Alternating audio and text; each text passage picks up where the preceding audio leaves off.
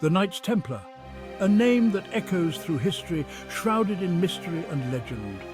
From their role as Christian warrior monks to the countless conspiracy theories that surround them, the Templars have captured the imagination of millions. But who were they, really? And why do they continue to fascinate us nearly 1,000 years after their time?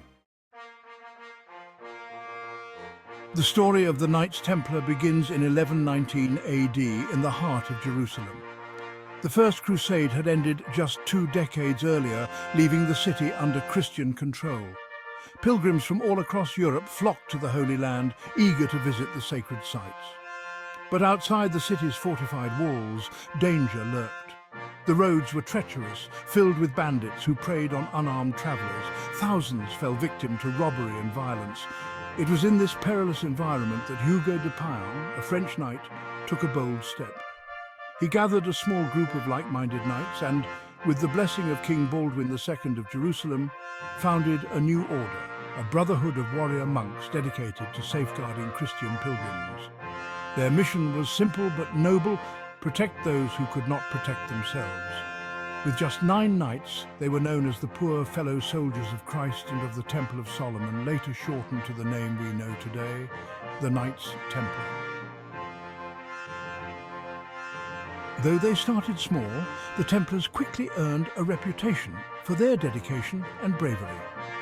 Their headquarters, granted by King Baldwin, was on the Temple Mount, believed to be the site of King Solomon's temple.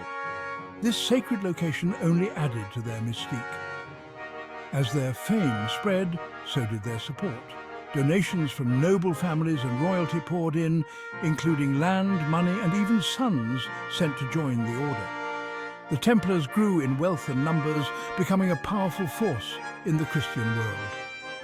By the mid-12th century, they had caught the attention of the Pope himself, who granted them special privileges, exemption from taxes, and the authority to operate independently of local laws, answering only to the Pope.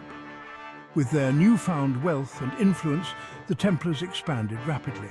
They established castles, monasteries, and commanderies across Europe and the Holy Land, securing a vast network that extended from England to Jerusalem. At their peak, the order boasted around 20,000 members. But despite their immense power, the Templars remained true to their vows, poverty, chastity, and obedience. Their lives were strictly regulated by hundreds of rules governing everything from diet to dress. And most importantly, they were to avoid any contact with women. This strict discipline extended to the battlefield, where they were known for their fearlessness and unwavering resolve. In battle, the Templars were a formidable force.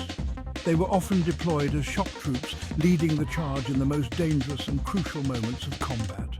Their bravery was legendary, with a rule that forbade retreat unless all Templar banners had fallen. For these knights, death in battle was seen as the ultimate honor, a direct path to heaven. As their influence grew, so did their responsibilities. Beyond their military prowess, the Templars also became pioneers in a new field: international banking. They devised an innovative system that allowed pilgrims to deposit valuables in one Templar location and withdraw them in another, reducing the risks of travel. This early form of banking soon expanded into a sophisticated financial network. The Templars provided loans to kings, collected taxes, and managed estates. Their reputation for financial acumen was so trusted that even monarchs like King Henry III of England and King Philip IV of France turned to them for financial support. But as the Templars' power grew, so did the forces against them. In 1187, Jerusalem fell to the Muslim general Saladin, marking a turning point for the Crusader states. Although the city was briefly recaptured, it was lost again, this time for good. With the Holy Land under Muslim control, the Templars' original mission was called into question. Back in Europe, their vast wealth and influence made them targets of envy and suspicion. No one felt this more than King Philip IV of France. Deep in debt to the Templars and facing his own political troubles, Philip saw an opportunity. He accused the order of heresy, charging them with blasphemy, idol worship, and more accusations that, while largely unfounded, were enough to turn public sentiment against them. On Friday, October 13, 1307, Philip ordered the arrest of all Templars in France. Under torture, many confessed to crimes they hadn't committed, including their leader, Grand Master Jacques de Molay. Although many retracted their confessions, the damage was done. The Pope, under pressure from Philip, disbanded the order, and its members were either executed or absorbed into other military orders. The Knights Templar were no more, but their legacy lived on. Their properties were seized, their treasures looted, and their story became the stuff of legend. Over the centuries, myths grew around what happened to their wealth, and some even claimed the Templars survived in secret, influencing world events from the shadows. Today, many groups claim ties to the Templars, though most are mere imitations.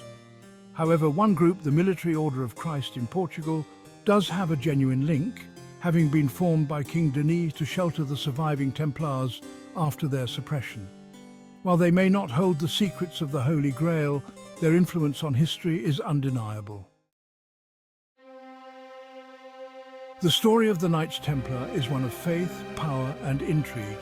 They were warriors, bankers, and legends all rolled into one, and while they may be gone, their story continues to inspire and fascinate.